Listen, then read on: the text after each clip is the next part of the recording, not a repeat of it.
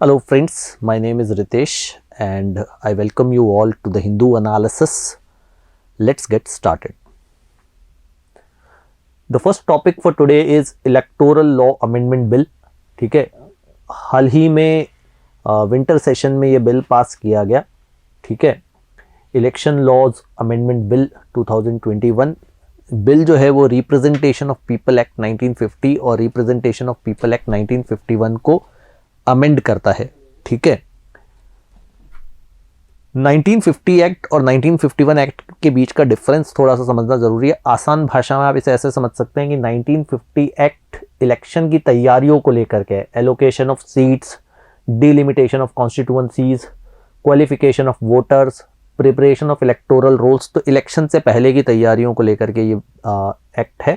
और 1951 एक्ट जो है वो actual conduct of elections, offences and dispute related to elections से लेकर के, तो ये प्री इलेक्शन आप कह सकते हैं और ये ड्यूरिंग इलेक्शन या पोस्ट इलेक्शन प्रोसेस को आप 1951 एक्ट में कह सकते हैं. अब इन दोनों एक्ट्स में अमेंडमेंट्स किए गए हैं, कुछ नए सजेशंस प्रपोज किए गए हैं इस बिल में.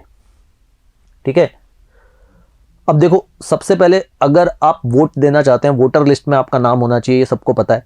ठीक है, तो 1950 एक्ट कहता है कि एक पर्सन जो है वो इलेक्टोरल रजिस्ट्रेशन ऑफिसर के पास अप्लाई कर सकता है कि इलेक्टोरल रोल या वोटर लिस्ट में उसका नाम डाल दिया जाए.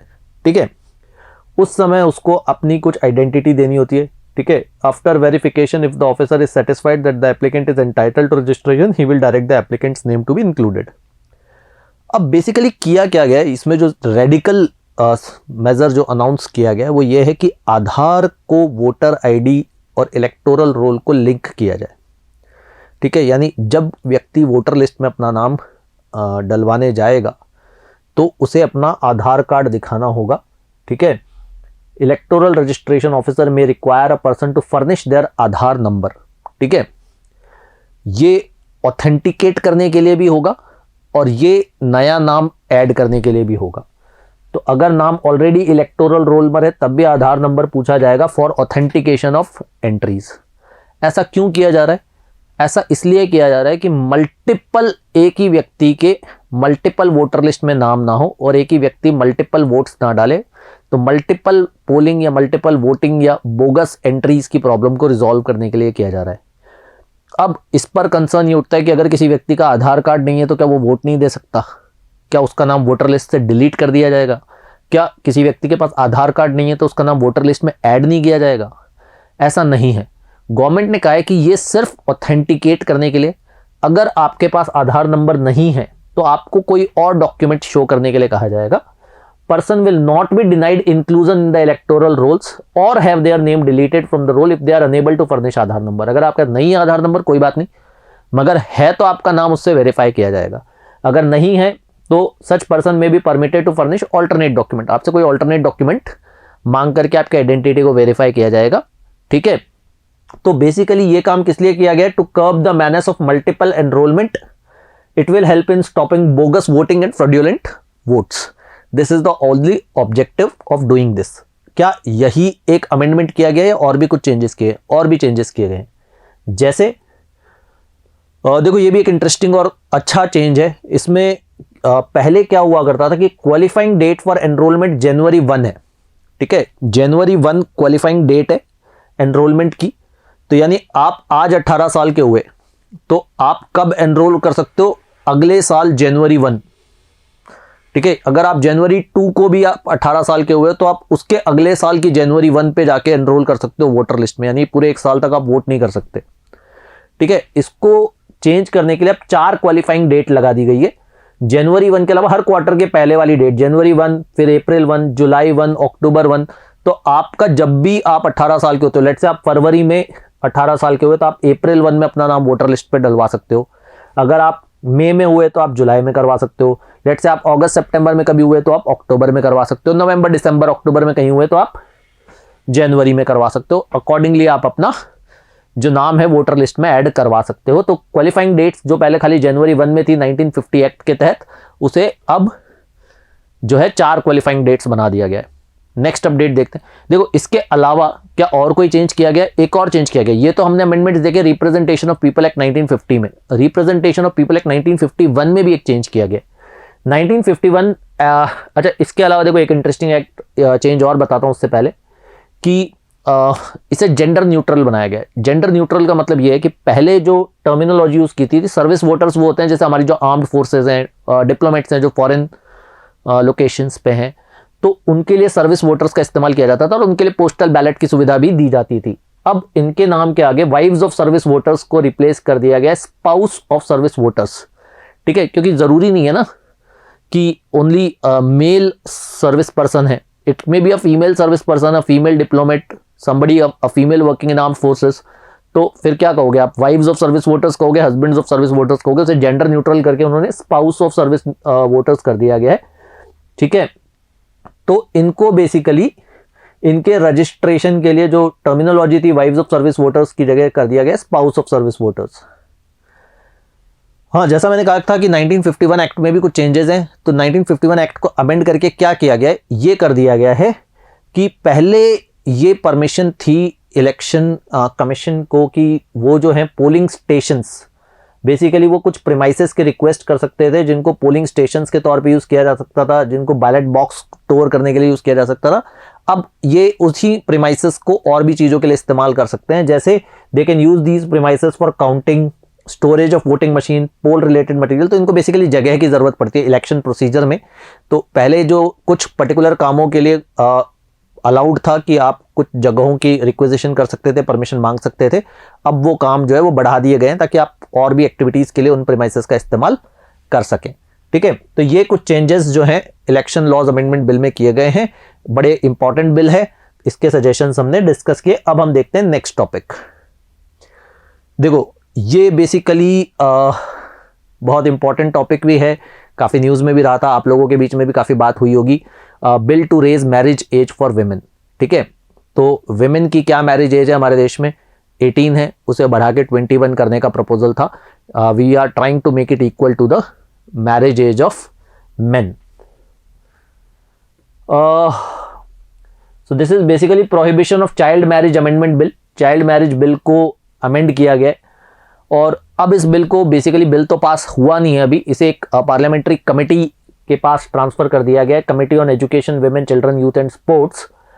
और जब ये बिल पास हो जाएगा तो ये जितने भी पर्सनल लॉज हैं, हिंदू मैरिज एक्ट या जो भी बाकी मुस्लिम धर्म का जो एक्ट है या क्रिश्चियन धर्म का जो एक्ट है, उन सारे एक्ट्स को सुपरसीड करेगा। इंटरेस्टिंग बात यह है कि ये जो पैनल है जो इस पर काम कर रहा है उसमें कुछ 31 मेंबर्स हैं और उन 31 मेंबर्स में, यानी आप सोचो एक पैनल जिसको ये डिसीजन लेना है कि क्या विमेन की मैरिज एज को बढ़ाया जाए, उस पैनल में 31 मेंबर्स है जिसमें सिर्फ एक विमेन है।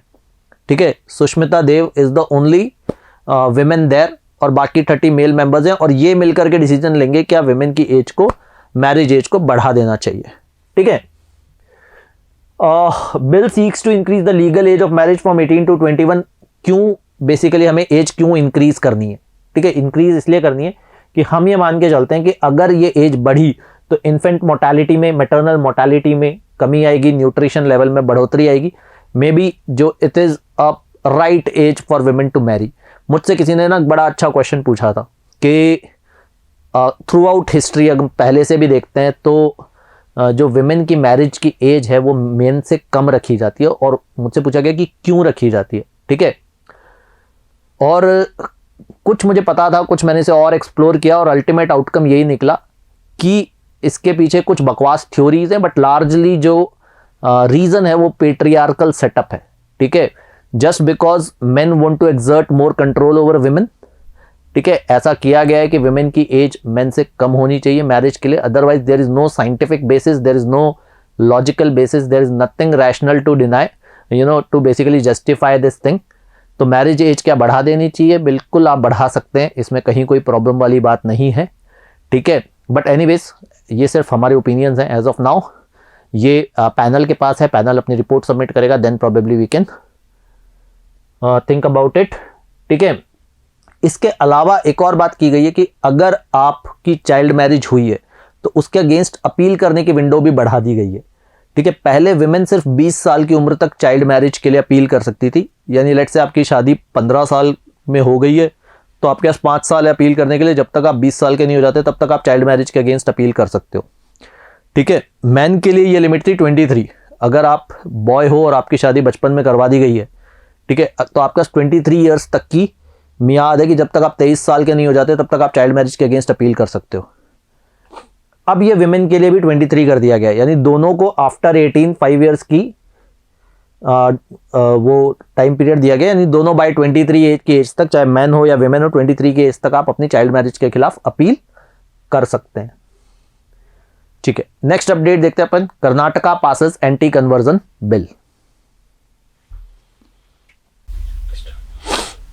देखो, हाल ही में कर्नाटका में एंटी कन्वर्जन बिल पास किया गया और एंटी कन्वर्जन बिल इस साल बहुत न्यूज़ में, उत्तर प्रदेश में पास हुआ था, गुजरात में कंट्रोवर्सी चल रही थी और अब कर्नाटका ने भी पास कर दिया है एंटी कन्वर्जन बिल।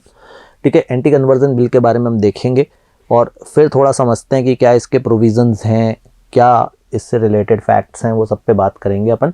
तो बिल का नाम है Karnataka right to freedom of religion bill. ठीक है, पहली बात, बिल का नाम है Karnataka right to freedom of religion bill. इसे कॉमनली एंटी कन्वर्जन बिल कहा जाता है। ठीक है, बिल को कर्नाटका असेंबली ने पास कर दिया है, कर्नाटका लेजिस्लेटिव काउंसिल के पास बिल जाएगा। ठीक है, क्या कर्नाटका पहला ऐसा स्टेट है? नहीं, जैसा कि मैंने कहा बहुत सारे स्टेट्स में बिल ऑलरेडी पास हो चुका है। अरुणाचल प्रदेश, छत्तीसगढ़, गुजरात, हिमाचल प्रदेश, झारखंड, मध्य प्रदेश, ओडिशा, उत्तर प्रदेश, उत्तराखंड, ये ऐसे स्टेट्स हैं जहाँ पर ये बिल ऑलरेडी पास हो चुका है। हाल ही में उत्तर प्रदेश में पास हुआ था। अगर बात करें कि सबसे पहले कौन से स्टेट में पास हुआ था, तो सबसे पहले उड़ीसा में ये बिल पास किया गया था। तो एंटी कन्वर्जन बिल का मतलब क्या है? धर्मांतरण पे रोक। ठीक है, धर्म परिवर्तन पे रोक। तो ये क्या कहता है? It prohibits conversion from one religion to another by misrepresentation, force, fraud, allurement और मैरिज। तो ये क्या कहता है कि इन ग्राउंड्स पे आपका धर्म परिवर्तन नहीं हो सकता। अगर आपको किसी ने धोखा दिया है, किसी ने फ्रॉड किया है, किसी ने आपको फोर्स किया है, ऐसे ग्राउंड्स पे धर्म परिवर्तन नहीं किया जा सकता। हाँ, अगर आपने धर्म परिवर्तन किया है, अगर फॉर एग्जांपल किसी ने आपसे धोखा दे करके, लालच दे करके धर्म परिवर्तन करवाया है और आप वापस अपने धर्म में वापस आना चाहते हो, तो वो इलीगल नहीं है। यानी लेट से आप हिंदू धर्म से मुस्लिम धर्म में गए और किसी मजबूरी वश गए और आप मुस्लिम धर्म से वापस हिंदू धर्म में आना चाहते हो, तो वो एक इलीगल ऑफेंस नहीं है। बाकी सारे इलीगल ऑफेंस हैं। अगर आप अपनी मर्जी से वॉलंटरीली धर्म परिवर्तन कर रहे हो, यानी इनमें से कोई ऐसा केस नहीं है, आप किसी मजबूरी वश नहीं कर रहे हो, किसी लालच वश नहीं कर रहे हो, कोई आपके ऊपर फोर्स या एल्योरमेंट या ऐसा कुछ नहीं है, मिस रिप्रेजेंटेशन नहीं है, आपको मजिस्ट्रेट को कम से कम 30 दिन पहले नोटिस देना पड़ेगा कि भैया अगले महीने जाकर के मैं धर्म परिवर्तन कर रहा हूँ। मजिस्ट्रेट एक इंक्वायरी कंडक्ट करवाएगा, इन्वेस्टिगेशन कंडक्ट करवाएगा। अगर वो उससे सेटिस्फाइड है तो फिर आपको कन्वर्जन अलाउ किया जाएगा। अगर वो सेटिस्फाइड नहीं है तो आपके धर्म परिवर्तन को और उससे जुड़ा हुआ कोई भी कार्य जो होगा उसे नल एंड वॉइड माना जाएगा। ठीक है, अब कन्वर्जन की कंप्लेंट, एंटी कन्वर्जन बिल के अंडर जो कंप्लेंट है वो कोई भी फैमिली मेंबर, रिलेटिव या कोई भी व्यक्ति जो आपके एसोसिएशन में वो फाइल कर सकता है। और फैमिली कोर्ट या ज्यूरिसडिक्शनल कोर्ट जो है वो धर्म परिवर्तन को नल एंड वॉइड डिक्लेयर कर सकता है। अगर कोई मैरिज सिर्फ इंटेंशन ऑफ कन्वर्जन के तहत की गई है, अगर ऐसा पाया जाता है तो उस मैरिज को भी नल एंड वॉइड डिक्लेयर किया जा सकता है। फैमिली कोर्ट या किसी भी ज्यूरिसडिक्शनल कोर्ट के तहत किया जा सकता है। ठीक है, कन्वर्जन का ऑफेंस नॉन बेलेबल ऑफेंस है, यानी आपकी बेल भी नहीं होगी। अगर यह पाया गया कि आप जानबूझ करके धर्म परिवर्तन कर रहे हैं या करवा रहे हैं तो फिर ये एक नॉन बेलेबल ऑफेंस है। कितना पीनल प्रोविजन है? जेल टर्म है 3 से 5 साल का, फाइन है 25,000 का। ठीक है, और अगर आपने कोई माइनर का धर्म परिवर्तन करवाया, ठीक है, यानी 18 से कम का, या women and person from SC and ST community से आपने धर्म परिवर्तन करवाया है, तो ये जो आपका जो टर्म है, जो 3 से 5 साल का जेल टर्म है, वो बढ़ के 3 से 10 साल का हो सकता है। और फाइन जो 25,000 का है वो 50,000 रुपए का हो जाएगा। ठीक है, जस्ट डबल हो जाएगा। इसके अलावा जिसको आपने धोखा देके धर्म परिवर्तन करवाया उसको 5 लाख रुपए का कॉम्पनसेशन आपको देना पड़ेगा, because he is a victim of conversion. ठीक है, तो 5 लाख रुपए का कॉम्पनसेशन भी उसका बनता है। ठीक है, तो ये जो है कर्नाटका एंटी कन्वर्जन बिल को लेकर के फैक्ट्स हैं। अगेन काफ़ी ऑपोजिशन प्रोटेस्ट भी हो रहा है इसके against, but as of now bill जो है, जैसा मैंने कहा, कर्नाटका स्टेट असेंबली ने पास कर दिया है। अगर दोनों हाउसेज में पास हो गया तो बिल बन जाएगा, ये भी एक लॉ। हांगकांग के बारे में बात करते हैं। देखो, Hong Kong loses a symbol of its freedom. कौन सा सिंबल? यहां लेफ्ट में आप एक फोटो देख रहे हो, this photo is called pillar of Shem. ये जो आप मॉन्यूमेंट टाइप देख रहे हो, इसे पिलर ऑफ शेम कहा जाता है। ये हांगकांग यूनिवर्सिटी में लगा हुआ था और इसे हाल ही में हांगकांग यूनिवर्सिटी ने हटा लिया है। पिलर ऑफ शेम है क्या? अगर आप इसको ध्यान से देखोगे, थोड़ा करीब से अगर आप इसे देखोगे, तो यहां पर इंटरट्वाइंड कुछ डेड बॉडीज हैं। These are people. ये वो लोग हैं जो टियानामेन स्क्वायर पे चाइना अथॉरिटी के आगे प्रोटेस्ट कर रहे थे और इनके ऊपर लगातार गोलीबारी की गई थी, टैंक चला दिए गए थे। और इन लोगों के सेक्रीफाइस को रिप्रेजेंट करती हुई ये स्टैचू बना करके हांगकांग यूनिवर्सिटी को गिफ्ट की गई थी। और हांगकांग यूनिवर्सिटी ने ये कह करके कि हम रिस्क मैनेज कर रहे हैं, बेसिकली रिस्क आप समझ ही गए होंगे, चाइनीज़ अथॉरिटीज़ की तरफ से उन पर प्रेशर था कि इस स्टैचू को हटा लिया जाए। इस स्टैचू को हटाने का ऑर्डर वो पहले ही पास कर चुके थे और फिर इन्होंने रात के अंधेरे में आनन फानन सीक्रेसी में इस स्टैचू को हटा लिया गया। यहाँ आप देख सकते हो, एक फ़ोटो मैंने यहाँ भी लगाई है जिसमें वो लोग इस स्टैचू को केयरफुली डिसमेंटल करके लेके जा रहे हैं। So a famous statue at university of Hong Kong marking the Tiananmen square massacre was removed. Pillar of shame, जैसा मैंने बताया, इसे एक डैनिश आर्टिस्ट जेंस गैल्शियोट ने बना करके हांगकांग यूनिवर्सिटी को गिफ्ट किया था और 1997 से ये हांगकांग यूनिवर्सिटी में लगा हुआ था। बट एज ऑफ नाउ इसे डिसमेंटल कर लिया गया है।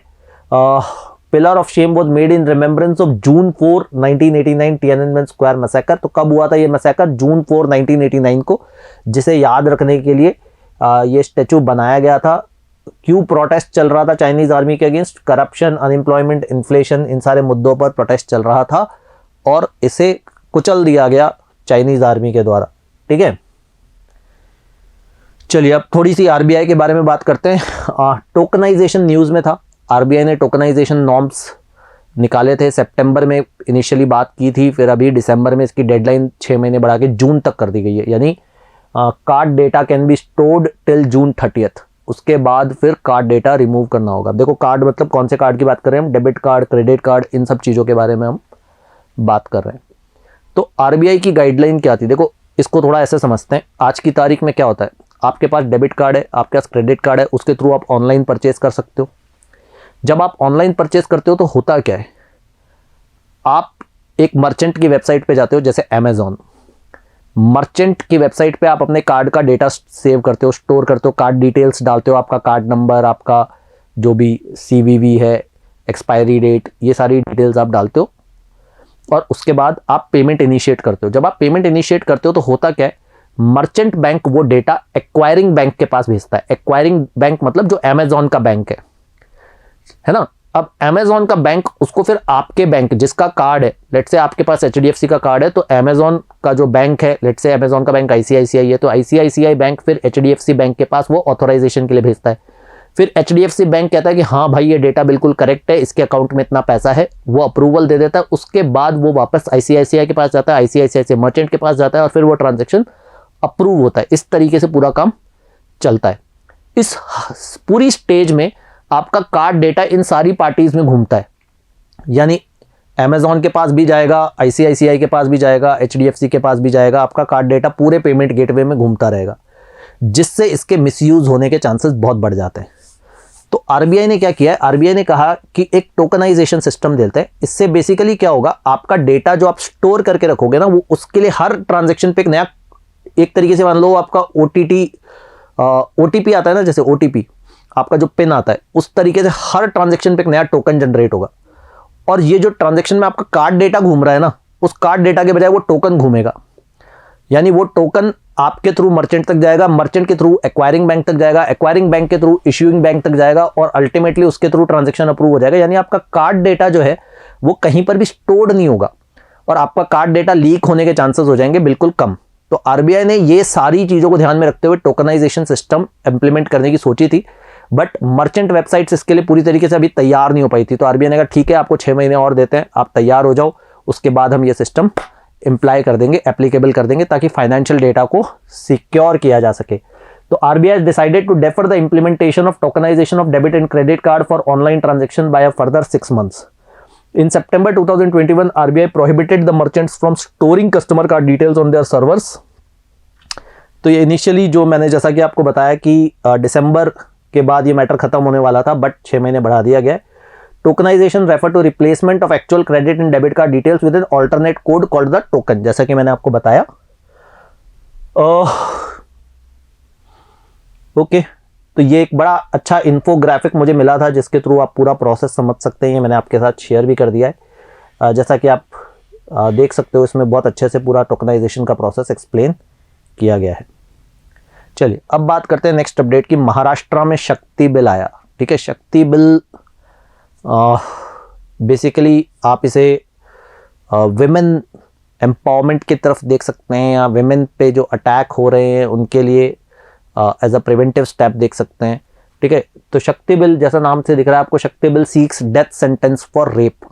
देखो, हमारे देश में रेप के लिए डेथ पेनल्टी है नहीं वैसे, ठीक है, बट आंध्र प्रदेश सबसे पहला ऐसा स्टेट बना था जो दिशा एक्ट लेकर आया, जिसने अपने स्टेट में इस तरह का प्रोविज़न किया कि अगर रेप हुआ तो डेथ पेनल्टी होगी। उसके बाद महाराष्ट्र ऐसा स्टेट बना जिसने सेक्सुअल वायलेंस को रोकने के लिए अभी हाल ही में शक्ति बिल लेकर आए हैं। ठीक है, तो Maharashtra assembly pass the Shakti criminal law amendment bill. It is the second state in India after Andhra Pradesh. Andhra Pradesh में दिशा एक्ट 2019 पास हुआ था to approve death penalty for rape and gang rape. ठीक है, तो अगर इस तरह की कोई घटना होती है, रेप हो जाता है, गैंग रेप हो जाता है, इवन माइनर के साथ रेप हो जाता है, पॉक्सो एक्ट के भी जो प्रोविजंस हैं कि भैया अगर बच्चों के साथ सेक्सुअल वायलेंस हो जाती है, पेनेट्रेटिव एक्ट होता है, उस केस में भी डेथ पेनल्टी है। और इन्होंने बहुत तरह की चीज़ों के पनिशमेंट बढ़ा भी दिए, जैसे एसिड अटैक का पनिशमेंट इन्होंने बढ़ा दिया है। ठीक है, तो हम एक एक करके प्रोविजंस के बारे में बात करेंगे। तो बेसिकली इन्होंने इंडियन पीनल कोड को अमेंड किया है, पॉक्सो एक्ट को अमेंड किया है, और CRPC को भी बेसिकली अमेंड किया है। तो punishment for penetrative sexual assault in heinous cases has been enhanced to death penalty under POCSO. जैसा मैंने कहा कि अगर आपने किसी चाइल्ड के साथ भी रेप किया है या किसी एडल्ट के साथ रेप किया है तो उस केस में सीधे डेथ पेनल्टी का प्रोविजन इसने डाला है। अगर एसिड अटैक का केस है, अब एसिड अटैक को इन्होंने 2 पार्ट्स में डिवाइड किया है। पहली बात कि आपने एसिड अटैक किया और सामने वाले को बहुत नुकसान पहुंचा है, उस केस में आपको मिनिमम 15 साल की जेल होगी, और ये मिनिमम है। इसके अलावा लाइफ इम्प्रिजनमेंट जो है वो मैक्सिमम इसमें पनिशमेंट है, तो इसका भी पनिशमेंट इन्होंने बढ़ा दिया है। और अगर आपने ऐसा कुछ प्लान किया या आपने इसकी कोशिश की, ठीक है, सामने वाला बच गया बट आपने कोशिश की, प्लान भी किया, तो भी आपको कम से कम 7 साल की पनिशमेंट होगी और मैक्सिमम 10 साल की पनिशमेंट हो सकती है। अच्छा, अब एक नया और अच्छा प्रोविजन जो इसमें डाला गया है वो है ऑनलाइन इंटिमिडेशन ऑफ वुमेन। अभी आजकल इन दिनों ऐसे बहुत सारे केसेस आ गए हैं जिसमें वुमेन को ऑनलाइन हैरेस किया जा रहा है, सोशल मीडिया प्लेटफॉर्म्स पे हैरेस किया जा रहा है। ऐसा धमकियां दी जा रही है कि उनकी मॉर्फ्ड इमेजेस या रियल इमेजेस, सेक्सुअल इमेजेस को ऑनलाइन अपलोड कर दिया जाएगा। इस तरह की गतिविधियां बहुत चल रही है। तो सेक्शन 354E IPC में इंसर्ट किया गया है कि अगर ऐसा कुछ हुआ और कोई व्यक्ति पकड़ा गया तो कम से कम 2 साल का इम्प्रिजनमेंट और 1 लाख रुपए का फाइन उसके ऊपर लगाया जाएगा।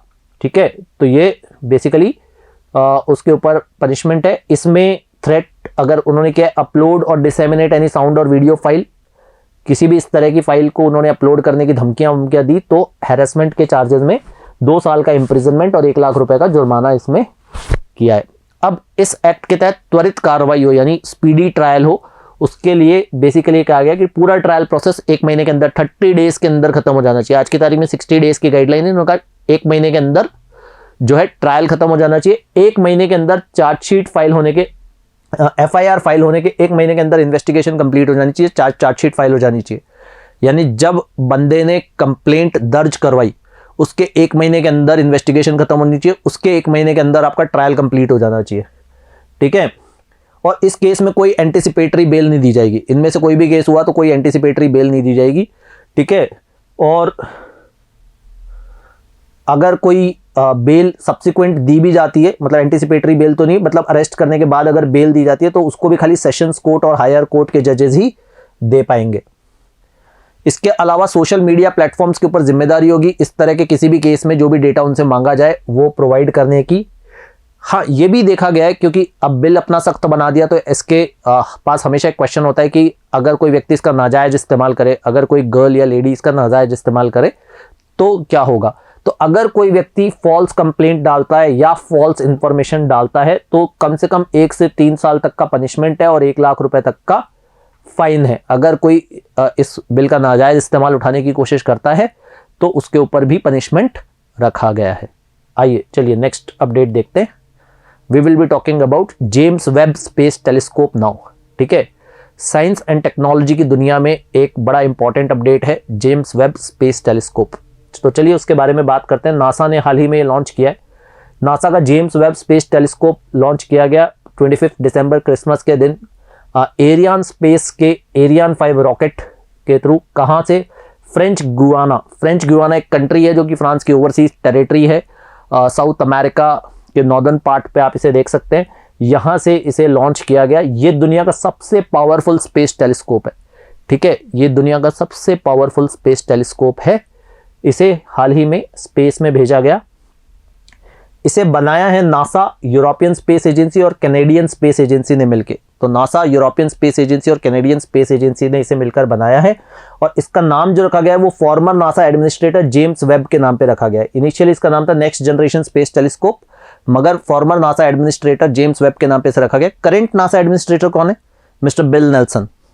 ठीक है, अच्छा, ये हबल की जगह लेगा।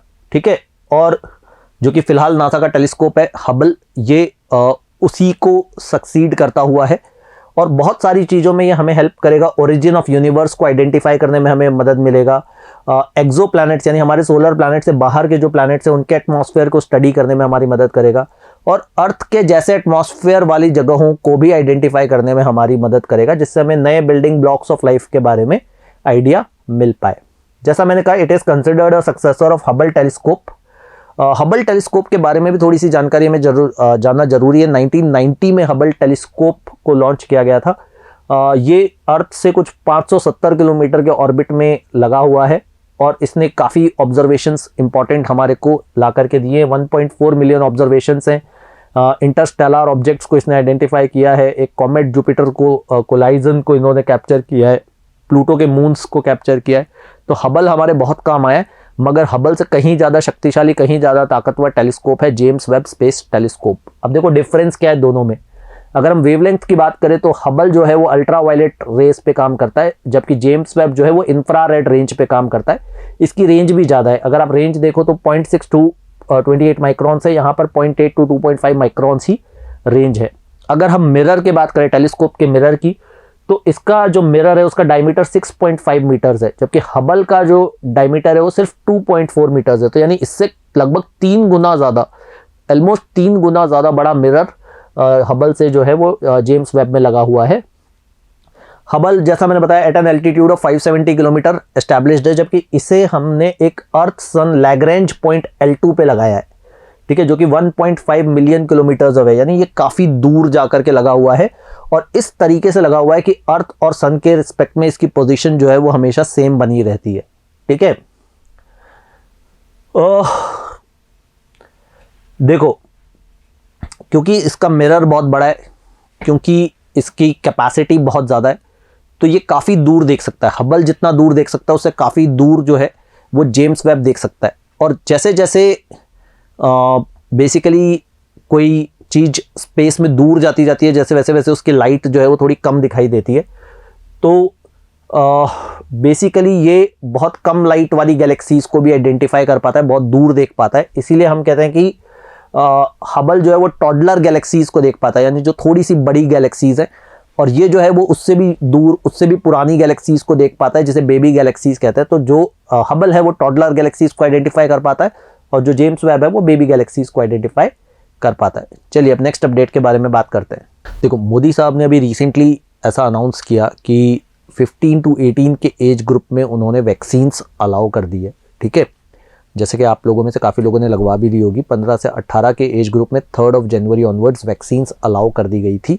उसके अलावा 10 जनवरी ऑनवर्ड्स उन्होंने बूस्टर डोज, जिसे कि मोदी साहब ने प्रिकॉशन डोज का नाम दिया है, उसको भी अलाउ कर दिया है, ठीक है। बट ये अलाउ की गई है सिर्फ सीनियर सिटीजन्स के लिए, ठीक है, only for senior citizens above the age of 60 with comorbidities, जिनको कुछ ऑलरेडी लाइफस्टाइल डिजीजेज हैं या ऐसे डिजीजेज हैं जो कहीं ना कहीं उनको नुकसान पहुंचा सकते हैं, उनके लिए प्रिकॉशन डोज अलाउ किया गया है।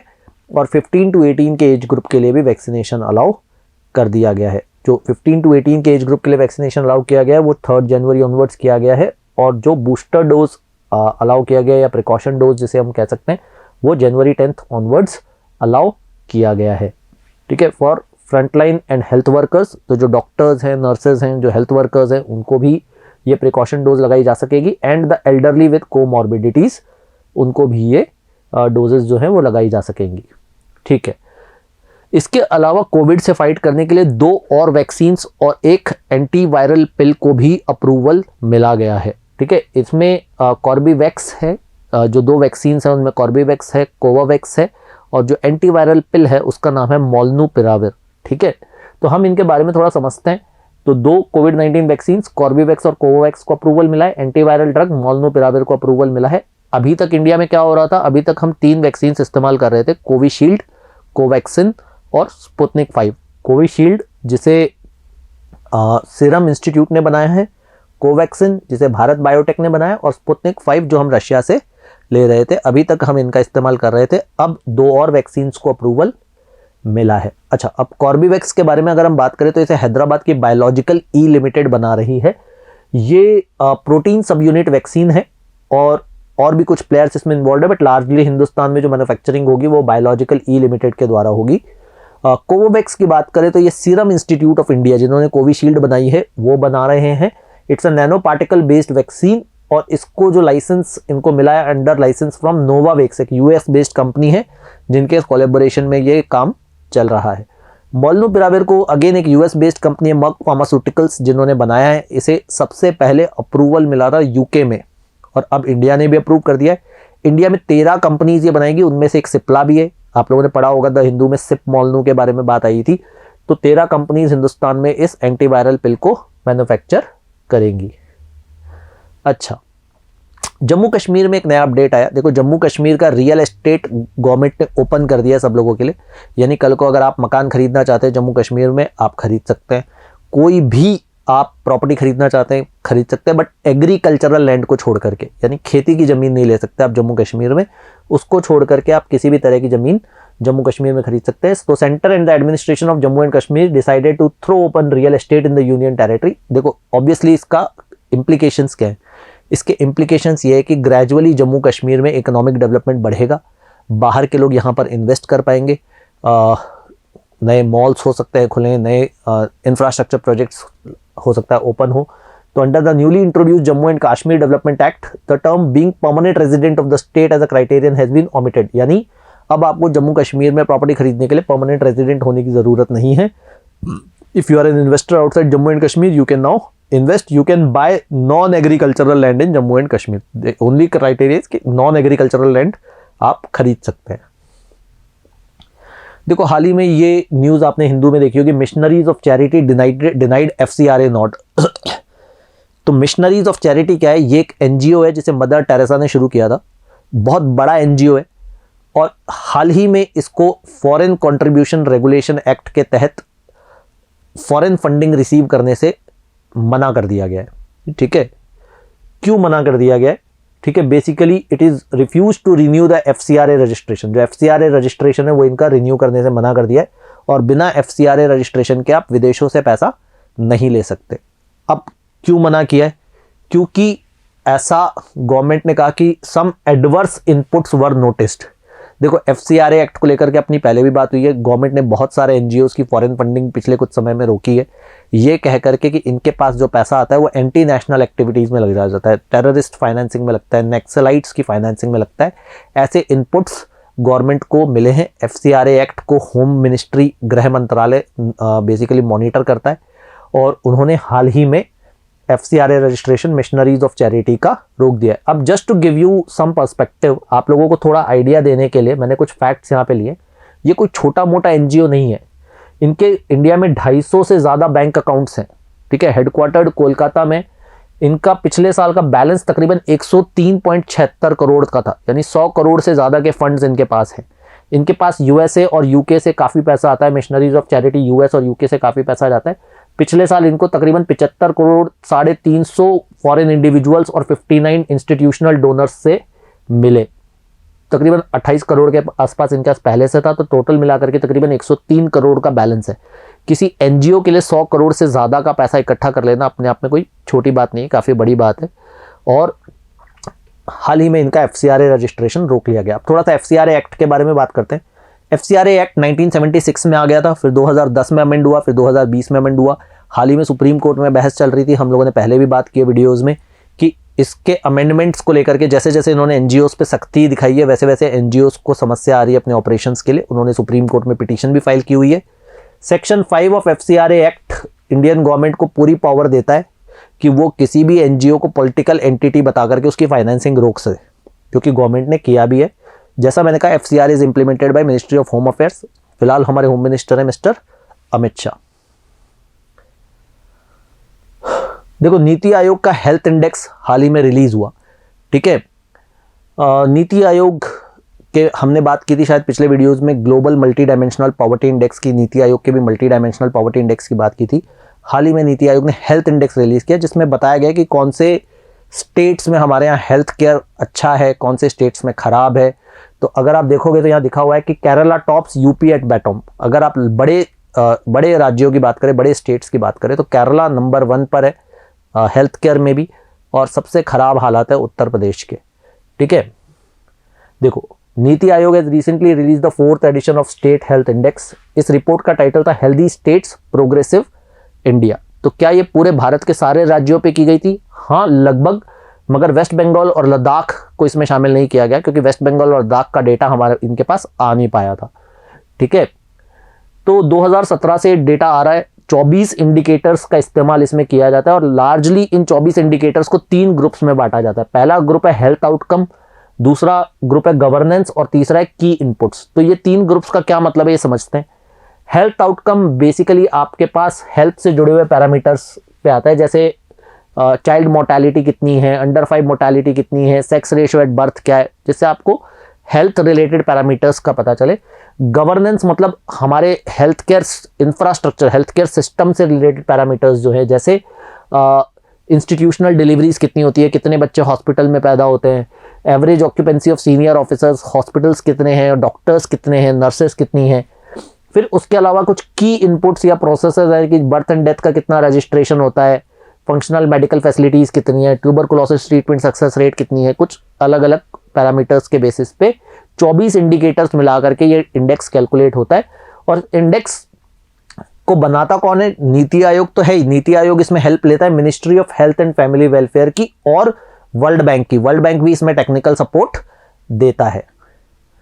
अब रैंकिंग ऑफ स्टेट क्या है? Incremental progress. देखो, 2 चीजें, एक तो होता है एब्सोल्यूट, ओवरऑल क्या डेटा है, और एक होता है इंक्रीमेंटल, मतलब पिछले साल से किसने सबसे ज्यादा इंप्रूव किया है। तो अगर हम कहें कि पिछले साल से सबसे ज्यादा इंप्रूवमेंट किसने किया है, तो लार्ज स्टेट्स में उत्तर प्रदेश ने, स्मॉल स्टेट्स में मिजोरम ने, और यूनियन टेरिटरीज में दिल्ली ने। इनमें अगर हम कहें पिछले साल के मुकाबले सबसे ज्यादा इंप्रूवमेंट उत्तर प्रदेश, मिजोरम और दिल्ली में देखने को मिला है। और अगर हम ओवरऑल बात करें तो सबसे अच्छा स्टेट हेल्थ केयर सिस्टम में, जैसा मैंने कहा, केरला है, सबसे खराब उत्तर प्रदेश है, सबसे अच्छा स्मॉल स्टेट्स में मिजोरम है, यूनियन टेरिटरीज में Dadra and Nagar Haveli and Daman and Diu ने सबसे अच्छा परफॉर्म किया है, अगर हम ओवरऑल रैंकिंग देखें तो, ठीक है।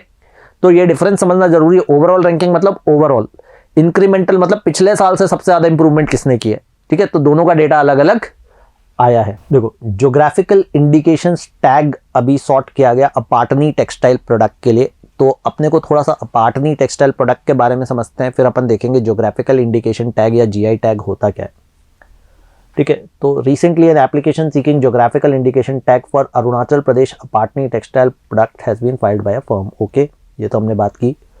अब अपाटनी क्या है? Apatani is kind of a textile weave which comes from Apatani tribe of Arunachal Pradesh, ठीक है। अरुणाचल प्रदेश में एक अपाटनी ट्राइब है, एक तरह की प्रजाति है, ठीक है, जो अपाटनी वीव पे काम करती है। ये ट्राइब कहाँ मिलती है? Ziro, it lives at Ziro, जो कि हेडक्वार्टर्स है लोअर सुबनसिरी डिस्ट्रिक्ट का, अरुणाचल प्रदेश में, ठीक है। इसकी जो वीविंग है उसमें क्या खास बात है, कुछ स्पेशल ज्योमेट्रिक पैटर्न्स आते हैं, जिगजैग पैटर्न्स होते हैं, एंगुलर डिजाइन से जो यहीं पर मिलते हैं। इसी टाइप की वीविंग में वो चीज़ें निकल कर आती हैं। यहाँ की जो शॉल्स बनती है उन शॉल्स को जिग जीरो या जिलन कहा जाता है, और जो जैकेट्स बनती है उसे सुपुन तरी कहा जाता है। ठीक है, जो इस वीविंग से शॉल्स और जैकेट्स बनती है। ठीक है, सिर्फ विमेन ये वीविंग का काम करती है। अपाटनी ट्राइब की जो विमेन है वो ये वीविंग का काम करती है, और इसकी डाइंग के लिए काफ़ी ऑर्गेनिक डाइंग का इस्तेमाल किया जाता है। People use different leaves and plant resources for organic dyeing the cotton yarns. ठीक है, अच्छा, इसका जो बेसिकली ट्रेडिशनल हैंडलूम है, एक लॉइन क्लॉथ, एक लंगोट जिसे हम कह सकते हैं, चिचिन करके बनाई जाती है। अच्छा, अपाटनी जो लोग हैं, जैसा मैंने कहा, जीरो वैली में अरुणाचल प्रदेश में पाए जाते हैं। इनकी जो लैंग्वेज है उसे तनी कहा जाता है। ठीक है, और ये सन और मून को पूजा करते हैं। इनके जो मेजर फेस्टिवल्स हैं उनमें द्री है, जो ये हार्वेस्ट के लिए, अच्छी फसल के लिए मनाते हैं। और इसके अलावा म्योको करके एक फेस्टिवल होता है जो ये फ्रेंडशिप को सेलिब्रेट करने के लिए इस्तेमाल करते हैं। ये लोग एक्वा कल्चर की काफ़ी प्रैक्टिस करते हैं। एक्वा कल्चर मतलब बिना मिट्टी के खेती, पानी की और मछलियों की मदद से खेती करते हैं। यहाँ पे राइस फिश कल्चर है, जहाँ पे ये राइस और फिश दोनों को रेस करते हैं। इसमें 2 क्रॉप्स ऑफ राइस, मिप्या और इमो, इस्तेमाल किया जाता है, और 1 क्रॉप ऑफ फिश भी रेस किया जाता है। एक्वा कल्चर के बारे में थोड़ा सा आपको पढ़ना पड़ेगा उसको समझने के लिए, बट बेसिकली बिना मिट्टी के पानी और मछलियों की मदद से खेती की जाती है। ये एक शेड्यूल्ड ट्राइब है अरुणाचल प्रदेश में। अपाटनी जो ट्राइब है ये एसटीज के अंदर आती है। ठीक है, अब देखो जीआई टैग होता क्या है। अगर किसी जगह की कोई जगह चीज़ फेमस है, जैसे हम लोग कहते हैं ना, बनारसी साड़ी, कोल्हापुरी चप्पल, दार्जिलिंग चाय, तो ये उसी पर्टिकुलर लोकेशन की फेमस है। और इसका मिसयूज़ ना हो, ऐसा ना हो कि आप जयपुर में चाय बना के उसे दार्जिलिंग चाय के लेबल लगा करके बेचो, या जयपुर में साड़ी बना के उसे बनारसी साड़ी बोल करके बेचो। इसलिए जीआई टैग्स दिए जाते हैं। एक तरीके से इंटेलेक्चुअल प्रॉपर्टी राइट है, जो ये इंश्योर करता है कि अगर किसी चीज़ की खासियत उस जगह से होने से है, तो सिर्फ उसी जगह की चीज़ों को वो टैग इस्तेमाल करने की इजाज़त मिले, अदरवाइज इलीगल माना जाए। ठीक है, तो GI is a sign used on products that have a specific geographical origin and possess qualities or reputations that are due to that origin।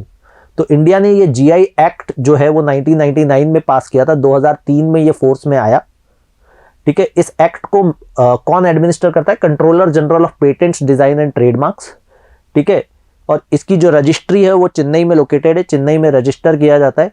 एक बार रजिस्टर होने का 10 साल के लिए वैलिड माना जाता है GI टैग। 10 साल के बाद उसे फिर से रिन्यू करवाया जा सकता है। चलिए, एक और सर्वे के बारे में बात करेंगे। पिछले कुछ समय से नवंबर दिसंबर में हम लार्जली बहुत सारे सर्वेज के बारे में बात कर चुके हैं, और एक और सर्वे इनोवेशन और एंटरप्रेन्योरशिप के लिए हाल ही में एक सर्वे किया गया। ठीक है, Atal ranking of institutions on innovation achievements. इस सर्वे का जो नाम है वो है Atal ranking of institutions on innovation achievements. ठीक है, ये 2019 में सर्वे स्टार्ट किया गया था। ये इसका 3rd एडिशन है 2021 में।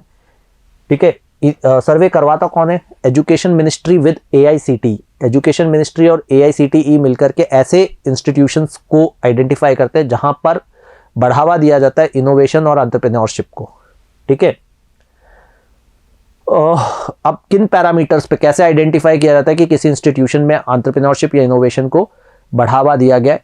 तो उससे कितने स्टार्टअप्स निकले, कितने पेटेंट्स फाइल किए गए हैं, ठीक है, कितनी उसकी even not just students but faculties कितना इन्वॉल्व हैं इस तरह की चीज़ों में। इन चीज़ों के बेसिस पे किसी भी इंस्टीट्यूशन को आइडेंटिफाई किया जाता है, और इसमें सिर्फ सरकारी इंस्टीट्यूशंस को नहीं, प्राइवेट इंस्टीट्यूशंस को, गवर्नमेंट एडेड इंस्टीट्यूशंस को, सबको शामिल किया जाता है। ठीक है, तो अगर हम देखें तो सेंट्रल यूनिवर्सिटीज़ में सबसे नंबर 1 आइडेंटिफाई किया गया IIT मद्रास, फिर IIT बॉम्बे, फिर IIT दिल्ली इनोवेशन के मामले में। फिर अगर हम प्योरली गवर्नमेंट या गवर्नमेंट एडेड यूनिवर्सिटीज़ में देखें, यूनिवर्सिटीज़ के मामले में देखा जाए तो पंजाब यूनिवर्सिटी, जो पहली वाली कैटेगरी थी वो थी इंस्टीट्यूट्स ऑफ नेशनल इंपॉर्टेंस में। अगर हम गवर्नमेंट यूनिवर्सिटीज़ में देखें तो पंजाब यूनिवर्सिटीज़ में सबसे ऊपर माना गया है। फिर गवर्नमेंट एडेड कॉलेजेस में देखें तो कॉलेज ऑफ इंजीनियरिंग पुणे को टॉप मोस्ट कॉलेज माना गया है। प्राइवेट कॉलेजेस में या प्राइवेट यूनिवर्सिटीज़ में number 1 university Kalinga institute of industrial technology Khurda को माना गया, उड़ीसा में। प्राइवेट कॉलेजेस में GH Raisoni college of engineering Nagpur को माना गया है। Institute of national importance non technical में, ये तो बात कर रहे थे हम टेक्निकल में, नॉन टेक्निकल में देखा जाए तो IGNOU Indira Gandhi national open university को टॉप मोस्ट माना गया है। और वैसे जनरल नॉन टेक्निकल में देखा जाए तो फिर entrepreneurship development institute of Ahmedabad को सबसे इंपॉर्टेंट इंस्टीट्यूशन माना गया है। तो अगेन वन लाइनर्स के पर्सपेक्टिव से भी इंपॉर्टेंट है और एक अच्छा सर्वे हमें देखने को मिलता है। एक और सर्वे गुड गवर्नेंस इंडेक्स के बारे में हम बात करेंगे। गुड गवर्नेंस इंडेक्स 25 दिसंबर को हमारे देश में गुड गवर्नेंस डे मनाया जाता है। अटल बिहारी वाजपेयी जी की बर्थ एनिवर्सरी पे गुड गवर्नेंस डे मनाया जाता है और इसी दिन पे गुड गवर्नेंस इंडेक्स भी कैलकुलेट किया जाता है, जिसमें बेसिकली देखा जाता है कौन से राज्य में शासन बेहतर है, कौन से राज्य में एडमिनिस्ट्रेशन बेहतर है। एक हेल्दी कंपटीशन डेवलप करने के हिसाब से गुड गवर्नेंस इंडेक्स शुरू किया गया था। तो 25 दिसंबर को गवर्नमेंट ने रिलीज किया good governance index 2021। Index prepare किया है department of administrative reforms, ministry of personnel public grievances and pensions ने। ठीक है, ये कहता है कि तकरीबन पिछले साल से 20 स्टेट्स ने अपने स्कोर्स में इंप्रूव किया है। ठीक है, जैसा मैंने कहा इस इंडेक्स को 10 सेक्टर्स पे आइडेंटिफाई किया जाता है कि आपके स्टेट में एग्रीकल्चर की पॉलिसी क्या है, कॉमर्स एंड इंडस्ट्रीज की पॉलिसी क्या है, ह्यूमन रिसोर्स डेवलपमेंट पे कितना काम हो रहा है, हेल्थ केयर पे कितना काम हो रहा है, इंफ्रास्ट्रक्चर कैसा है, इकोनॉमिक गवर्नेंस कैसी है, सोशल इंडिकेटर्स कैसे हैं, लॉ एंड ऑर्डर कैसा है, एनवायरनमेंट कैसा है, सिटीजन सेंट्रिक गवर्नेंस है या नहीं। इन 10 बड़े हेड्स को 58 इंडिकेटर्स में बांट करके गुड गवर्नेंस जो है वो देखी जाती है। और कौन सा स्टेट इसमें टॉप किया है, इसमें 4 कैटेगरीज बनाई गई है। Other state group A, other state group B, north east and hill states और यूनियन टेरिटरीज। तो आदमी आपको पता चलेगा यूनियन टेरिटरीज में सबसे अच्छा यूनियन गवर्नेंस किसका है। अगर हम नॉर्थ ईस्टर्न स्टेट्स को और पहाड़ी स्टेट्स को देखा जाए तो वहां पे सबसे अच्छा स्टेट कौन सा है, और ग्रुप ए और ग्रुप बी में सबसे अच्छा स्टेट कौन सा है। तो ग्रुप ए में गुजरात ने टॉप किया है, ग्रुप बी में मध्य प्रदेश ने टॉप किया है। ठीक है, नॉर्थ ईस्ट स्टेट्स में हिमाचल प्रदेश सबसे अच्छा काम कर रहा है और यूनियन टेरिटरीज में दिल्ली ने सबसे अच्छा काम किया है। तो ये हमारे पास टॉपर्स हैं गुड गवर्नेंस इंडेक्स के। देखो, एक साइंस एंड टेक्नोलॉजी में और या इंटरनेशनल स्फेयर में मान लो कि एक बहुत बड़ा अपडेट था चाइना का आर्टिफिशियल सन एक्सपेरिमेंट। चाइना इस पर काम कर रहा है और ये अपनी तरह का इकलौता एक्सपेरिमेंट है, काफ़ी बड़ा स्केल पे ये काम हो रहा है और हाल ही में ये एक्सपेरिमेंट कंडक्ट किया गया। तो चाइना बेसिकली खुद का सूर्य या खुद का आर्टिफिशियल सन बनाने की कोशिश कर रहा है। इसे दूसरा नाम दिया गया है एक्सपीरियंशियल एडवांस सुपर कंडक्टिंग टोकामेक। ठीक है, जिससे भविष्य में क्लीन एनर्जी बनाई जा सके। आप सोचो आपका खुद का सूर्य हो तो आप कितनी सोलर एनर्जी बना सकते हो। ठीक है, तो एक न्यूक्लियर फ्यूजन रिएक्टर बनाया जहां पे न्यूक्लियर फ्यूजन होता है। 20 मिनट तक उन्होंने ये रिएक्टर चलाया और 20 मिनट तक ये कितना टेम्परेचर था, 70 मिलियन डिग्री सेल्सियस पे ये ऑपरेट कर रहा था। 70 मिलियन डिग्रीज पर ये ऑपरेट कर रहा था। ठीक है, ये बेसिकली एक तरीके से जो सन में केमिकल रिएक्शंस होते हैं, सन के अंदर जो न्यूक्लियर फ्यूजन चलता है उसको मिमिक करता है। The setup mimics nuclear reactions taking place inside the sun where hydrogen and deuterium gases are used as fuel. ठीक है, ये एक्सपेरिमेंट हो कहाँ रहा था, चाइना में हो रहा था। Hefei institute of physical sciences Anhui China में एक्सपेरिमेंट हुआ था। 10,000 चाइना और बाहर के रिसर्चर्स इस एक्सपेरिमेंट पे लगे हुए हैं और अभी तक तकरीबन 7,060 करोड़ प्रोजेक्ट पे खर्च किए जा चुके हैं। मगर प्रोजेक्ट है भी तो इतना बड़ा। चलिए अब हम बात करेंगे एक और इंपॉर्टेंट इशू की। कर्नाटका और महाराष्ट्र के बीच में बेलगाम को लेकर के जो लड़ाई चल रही है, बेलागावी को लेकर के जो लड़ाई चल रही है, उसके बारे में हम थोड़ी बात करेंगे। देखो, decades old dispute between Karnataka and Maharashtra over Belagavi. ठीक है, देखो ये अभी हेडलाइंस में था। बेलागावी फिलहाल कर्नाटका का हिस्सा है मगर महाराष्ट्र इसे क्लेम करता है, यानी है कर्नाटका का लेकिन महाराष्ट्र चाहता है कि बेलागावी महाराष्ट्र को मिल जाए। क्यों चाहता है? अभी हाल ही में मराठी और कन्नड़ा स्पीकिंग पॉपुलेशन के बीच में काफ़ी लड़ाइयाँ हुई, काफ़ी इंसिडेंट्स हुए छोटे छोटे, और इसी मुद्दे को लेकर के हुए। अब ये बहुत पुरानी कहानी है, बहुत पुराना डिस्प्यूट है।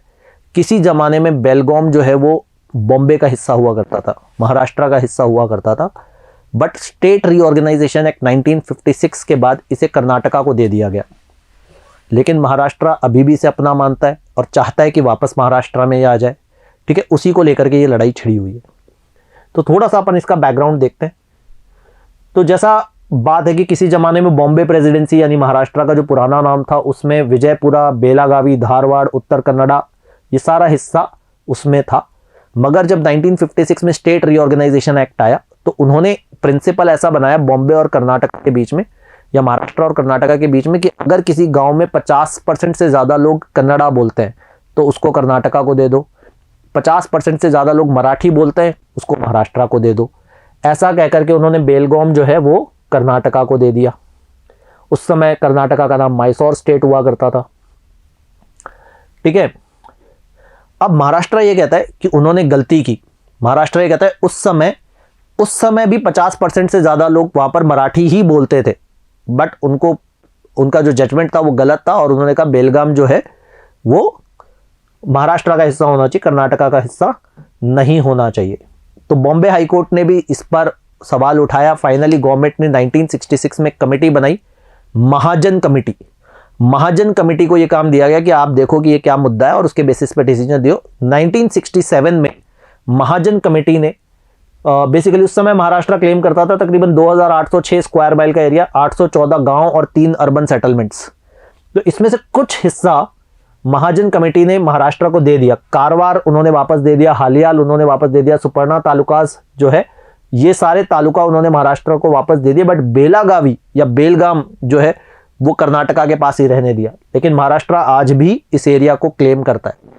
ठीक है, महाराष्ट्र आज भी कहता है कि ये एरिया हमारा है और इसी को लेकर के तनातनी चल रही है।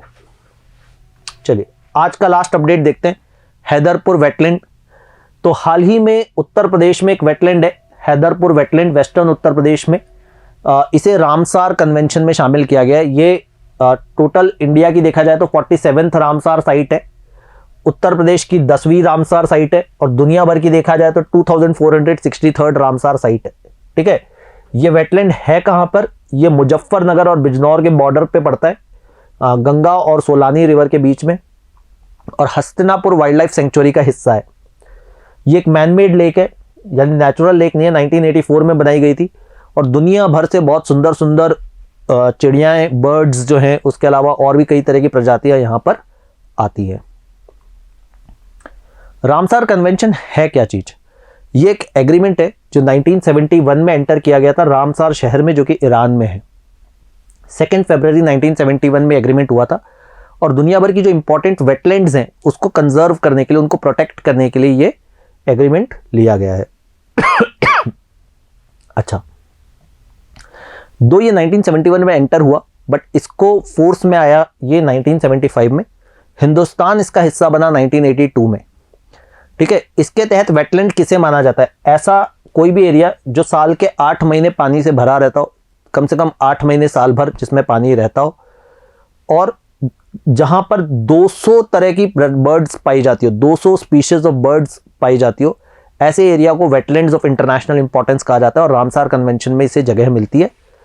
तो जैसा आप देख चुके हो, हिंदुस्तान में 47th साइट है जिसे रामसार कन्वेंशन में जगह मिली है। That makes it extremely important. इसके कंजर्वेशन के लिए काफ़ी बात होती है। तो दोस्तों ये अपडेट्स थे दिसंबर 21 to 31 के पीरियड के लिए। इसी के साथ हम लगभग 2021 कवर कर चुके हैं। अब नेक्स्ट अपडेट में हम जनवरी के अपडेट्स से शुरू करेंगे and I want you guys to go through this very carefully. आप लोग ये टॉपिक्स तैयार कर लें and we will come up with some fresh topics in next week. Till then take care, goodbye and keep reading.